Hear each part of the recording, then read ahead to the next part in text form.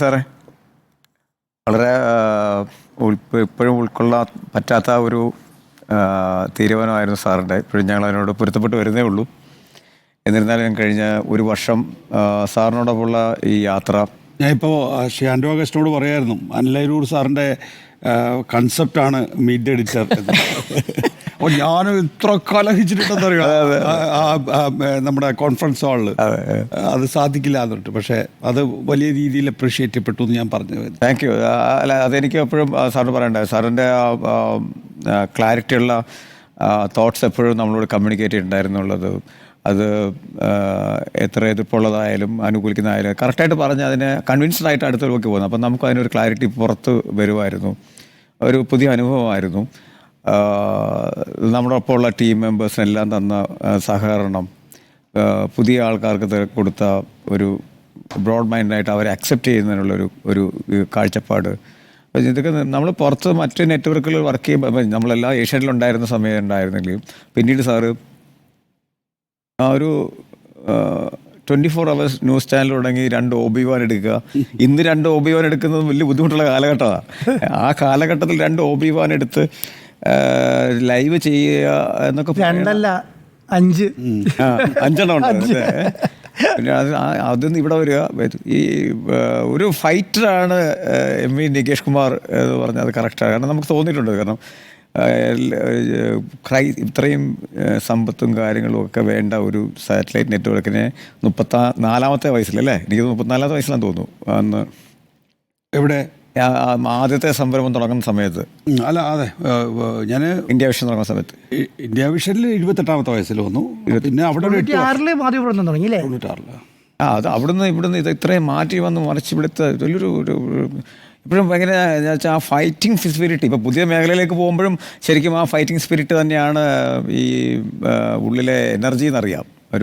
പക്ഷേ ഇത് പറയുമ്പോഴേ പുതിയ മേഖല എന്ന് പറയുമ്പോൾ എൻ്റെ മുന്നിൽ പുതിയ മേഖലയല്ല, സോറി അങ്ങനെ പറയുന്നില്ല, താങ്കളെ സംബന്ധിച്ചിടത്തോളം പുതിയ മേഖലയാണ്. അതെ, നമ്മളിപ്പോൾ പ്രത്യേകിച്ച് ഒരു സ്ഥലത്ത് പോയി ഇരിക്കാനോ അല്ലെങ്കിൽ ആ നിലയിലൊന്നും അല്ലല്ലോ പോകുന്നത്. നമ്മളൊരു പൊതുപ്രവർത്തനത്തിലേക്ക് ഇറങ്ങുന്നു. ആളുകളെ സംബന്ധിച്ചിടത്തോളം നമ്മളെ സ്വീകരിക്കണോ വേണ്ടിയോ എന്നുള്ള ആളുകളെ തീരുമാനിക്കും. അങ്ങനെയാണ് മാത്രമേ നമ്മുടെ പൊതുപ്രവർത്തനം പോലും വിജയിക്കൂ. അത്രേ ഉള്ളൂ. പക്ഷേ അതൊരു വലിയ തീരുമാനമാണ്, ചെറിയ തീരുമാനമല്ല. അത് ഒരിക്കലും അപ്രീഷിയേറ്റ് ആയിരിക്കും. കാരണം ഒരു മേഖല വിട്ട് വേറൊരു മേഖലയിൽ, ഇഷ്ടപ്പെട്ടൊരു മേഖല വിട്ട് വേറൊരു മേഖലയിലേക്ക് പോവുക, കടുത്ത വല്ല തീരുമാനങ്ങൾ എപ്പോഴും എടുത്തിട്ടുള്ളതായിട്ട് ഞങ്ങളത് പറയാറുണ്ടായിരുന്നു. അപ്പോൾ ഈ തീരുമാനവും ഉണ്ട്.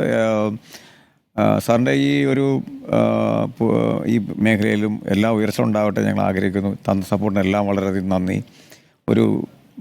എല്ലാവരും ഞാനും തമ്മിൽ ഏഷ്യാനെറ്റിൽ പിന്നെ ഒന്നിച്ച് പ്രവർത്തിച്ചിട്ടുള്ള ആളുകളാണ്.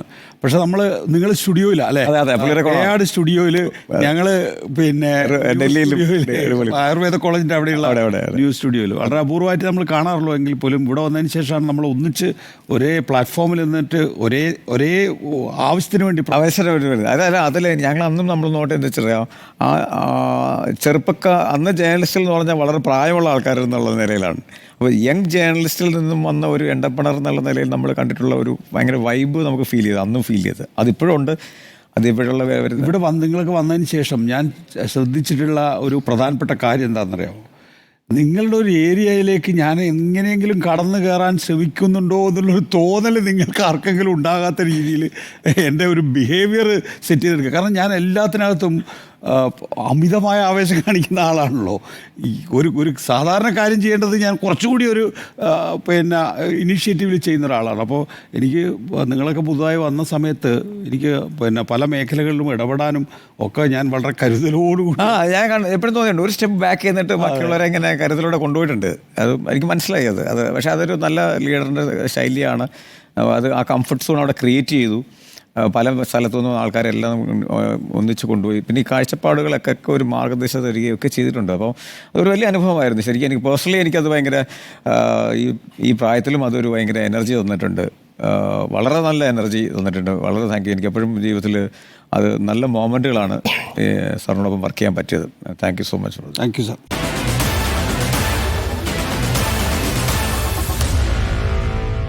Meet the editors.